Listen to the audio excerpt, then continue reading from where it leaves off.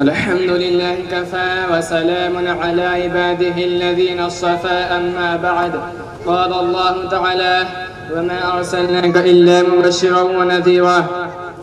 حضرات غرامی، میں اس وجہ پر بہار میں سیرت نبی صلی اللہ علیہ وسلم کے متعلق کچھ عرض کرنا چاہتا ہوں، اس امید کے ساتھ کہ میری باتوں کو باغور سنا جائے. جب اسلام فران کی چوٹی سے پھیلنا شروع ہوا اور آپ صلی اللہ علیہ وسلم اپنی روشنی سے دنیا والوں کو منور کرنے لگے تو باطل پرستوں میں خلبلی مچ گئی اور ساری قوت و طاقت دل و دماغ نور اسلام کو بجانے میں صرف کرنے لگے. راستوں میں کانٹے بچھا کر، پتھروں سے دبا کر، تہپتی ہوئی زمینوں پر سلا کر، آگ کے انگاروں پر لیٹا کر، پھانسی کے پھندوں پر چڑھا کر پیارے رسول صلی اللہ علیہ وسلم کی آواز کو دبانے کی کوشش کرنے لگے، مگر حق کی آواز روز بروز بڑھتی ہی جا رہی تھی. حضرات 7 ہجری 90 محرم کا مہینہ ہے کہ مکہ کے تمام لیڈروں نے مل کر ایک میٹنگ کی. ابو جہل نے پوری قوم کو للکارا کہ غیور عربوں جس کو ہم بچے کا کھیل سمجھ رہے تھے وہ آج ہمارے دین اور عزت و آبرو کے لیے طوفان بن چکا ہے.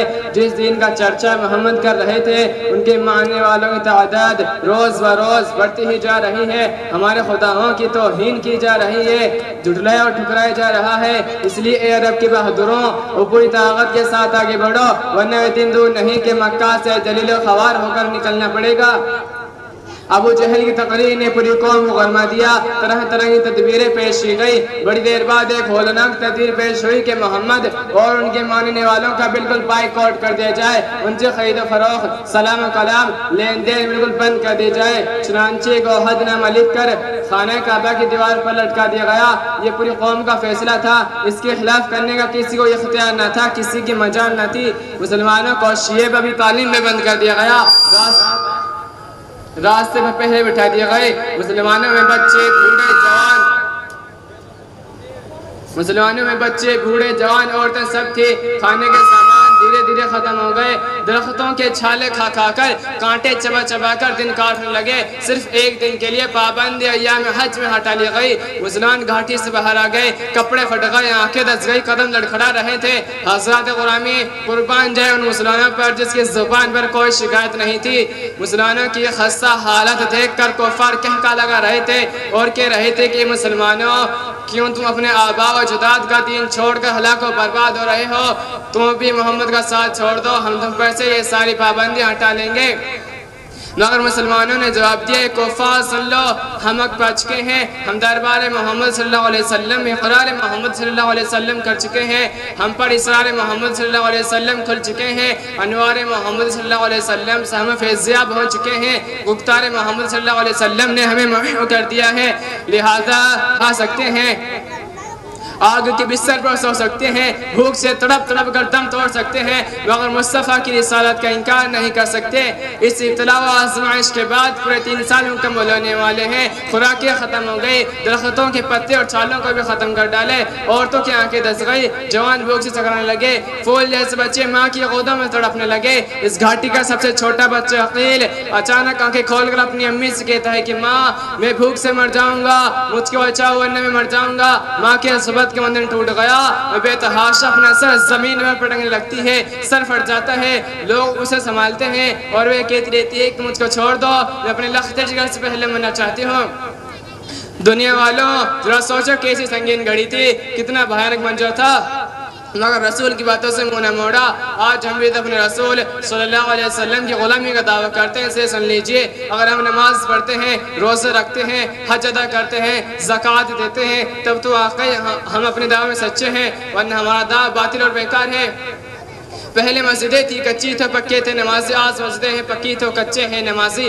بھلا بتاؤ کہ ہمارے رسول صلی اللہ علیہ وسلم اور صحابہ کرام نے کتنے مصائب و آلام برداشت کیے اور ان سنگین گھڑیوں کو کیوں کر برداشت کیے؟ کہ وہ کمزور تھے، کہ وہ لوگ بے بس تھے؟ ہرگز نہیں، ایسا ہرگز نہیں. وہ تو عرش و فرش کے، لوح و قلم کے، شجر و حجر کے، ارض و سما کے، جن و بصر کے، حور و ملائک کے، خشک و ترک کے رسول ہادی بن کر آئے تھے. اور جو رسول بن کر آتا ہے اس کو اللہ پورا قادر بنا کر بھیجتا ہے. آپ صلی اللہ علیہ وسلم کے پاس اتنی قوت و طاقت تھی کہ اگر آپ صلی اللہ علیہ وسلم صرف اشارہ کر دیتے تو پورا مکہ ہلاک و برباد ہو جاتا، پورا مکہ والوں پر پتھر برس جاتا. بہرکیف عقیل اور ان کی والدہ کو دیکھ کر مکہ میں کوہرام مچ گیا تھا. سرکار دو عالم صلی اللہ علیہ وسلم سجدے میں گرے ہوئے تھے. ابو طالب جو آپ کی چچا ہیں آتے ہیں اور کہتے ہیں کہ بھتیجے اور برداشت کی طاقت نہیں, اب تلوار چلانے کی اجازت دو. حضور نے فرمایا انشاءاللہ آج ہم لوگ اس گھاٹی سے نکل جائیں گے. مسلمان پورے 3 سال کے بعد آج دین و دنیا سلامت لے کر گھاٹی سے باہر آ گئے. میرے دوستو, بہت کچھ کرنے کے بعد یہ دین ہم تک پہنچا ہے اور ہمارا حال یہ ہے کہ ہم اس کا مذاق اڑاتے ہیں. حضور صلی اللہ علیہ وسلم ہمیشہ اپنی امت کی نجات کے لیے دعائیں کرتے تھے. رات رات اپنی امت کی بخشش کے لیے خدا تعالی سے دعائیں کرتے تھے اور رویا کرتے تھے. اسی حال میں ایک دن حضرت جبرائیل علیہ السلام تشریف آتے ہیں اور یہ خوشخبری اور پیغام سناتے ہیں کہ حضرت عزت شہنشاہ علی جاہ اللہ نے آپ کو سلام فرمایا ہے. اور حضرت جبرائیل علیہ السلام خوب جانتے تھے کہ حضور آقا کی وجہ سے غمگین رہتے ہیں, پھر بھی دریافت کرتے ہیں کہ آپ غمگین کیوں رہتے ہیں. فوراً میری امت کے ساتھ قائم پاس گئے جہاں کافروں مومنوں دونوں طرح کے مردے میں دفن تھے. جبرائیل علیہ السلام ایک مسلمان کی قبر پر ہاتھ مارتے ہوئے کہتے ہیں بِإِذْنِ اللَّهِ. مردہ جو ہی آواز سنتا ہے فوراً باہر آتا ہے. اس حال میں کہ چہرہ روشن ہے اور مجھ سے کلمہ توحید لا الہ الا اللہ محمد رسول اللہ کی آواز آ رہی ہے. آپ صلی اللہ علیہ وسلم نے اس کا ملاحظہ فرمایا. اسی طرح حضرت جبرائیل علیہ السلام ایک مشرک کی قبر پر اپنے ہاتھ مارتے ہیں اور کہتے ہیں قم بإذن اللہ. یہ سنتے ہی مشرک باہر آیا. اس حال میں کہ چہرہ کالا تھا اور مجھ سے ہے افسوس کی آواز آ رہی تھی. حضرت جبرائیل علیہ السلام نے آپ صلی اللہ علیہ وسلم سے فرمایا جس طرح بھی آپ نے مومن بندے کو دیکھا اور کافر کو دیکھا ٹھیک اس حال میں اس دن میں ہوگا کہ ہر کلمہ گو کو اسی قبر سے اس کلمہ کے ساتھ اٹھایا جائے گا اور کافر میں یہی حال ہوگا جو آپ نے دیکھا. اتنا سننا تھا کہ آپ کو تسلی و تشفی ہو گئی. برادران اسلام, آپ نے دیکھا کہ حضور صلی اللہ علیہ وسلم کس طرح اپنی امت کے لیے ہمیشہ محوی تدبیر و تفکر رہا کرتے تھے. لیکن افسوس کہ ہم نے حضور کی امت ہو کر آپ صلی اللہ علیہ وسلم کو اس طرح بلا دیا ہے اور ان کے نقش قدم کو اس طرح ترک کر دیا ہے کہ ہمارا ضمیر خود ان پر ملامت کرتا ہے. ہائے افسوس.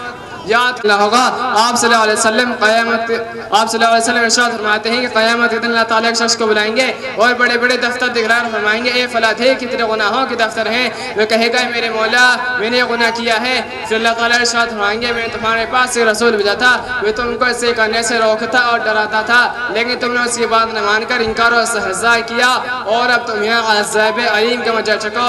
اور فرشتے کو حکم ہوا کہ اس کو آمین وما علینا الا البلاغ المبین. السلام علیکم.